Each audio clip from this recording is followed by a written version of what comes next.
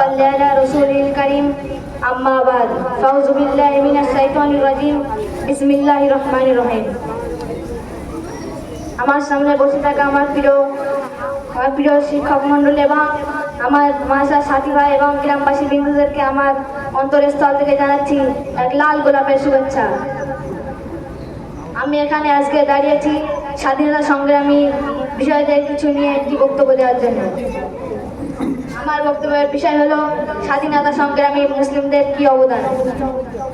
প্রিয় শ্রোতা মণ্ডলী, আমার প্রিয় দেশ এই ভারতবর্ষ যখন কুখ্যাত ব্রিটিশদের হাত থেকে স্বাধীন করার জন্য হাজার হাজার মানুষকে প্রাণ দিতে হয়েছিল লাখো জনতার বুকের তাজা রক্ত, কঠিন জুলুম অত্যাচার নিপীড়ন সহ্য করতে হয়েছিল সমগ্র ভারতবাসীকে। সেই সময় হিন্দু মুসলিম শিখ ইসাই জাতি ধর্ম বর্ণ মিলে মিশে কাঁধে কাঁধ মিলিয়ে বহু যুদ্ধ করে ভারতকে ব্রিটিশ মুক্ত করতে হয়েছিল। কিন্তু আজ ইতিহাসে ক্ষুদিরামের নাম পাওয়া গেলেও, নেতাজির নাম পাওয়া গেলেও, বিনয় বাদলের নাম পাওয়া গেলেও মুসলিম শহীদদের নাম ইতিহাস থেকে হারিয়ে গেছে। যারা সবচেয়ে বেশি প্রাণ দিয়েছিল তাদের নাম দূরবীন দিয়ে দেখতে হয়। আজকে স্কুলের পাঠ্যপুস্তকে মুসলিমদের অবদান কেন মুছে ফেলা হয়েছে? হাজার হাজার আলেম লাখ লাখ মুসলিম সংগ্রামীদের অবদান অস্বীকার করা হচ্ছে কেন?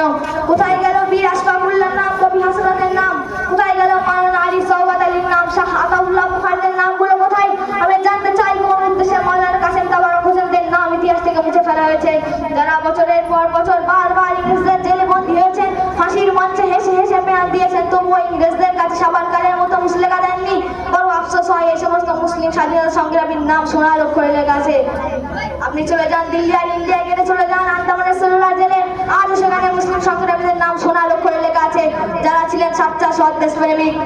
শেষ লগ্নে বলবো, ইতিহাসের পাতায় যাদের জায়গা হয়নি, আমরা মুসলিমরা মিলে আমাদের মনের পাতায় তাদের জায়গা দিলাম। হে বীর মুক্তিযোদ্ধা, ভারতের সময় আপনাদের ভুলে গেলেও আমরা আপনাদের ভুলবো না। আপনারাই আমাদের দেশের অনুপ্রেরণা। জয় হিন্দ, ভারতের সংবিধান জিন্দাবাদ। আসসালামু আলাইকুম।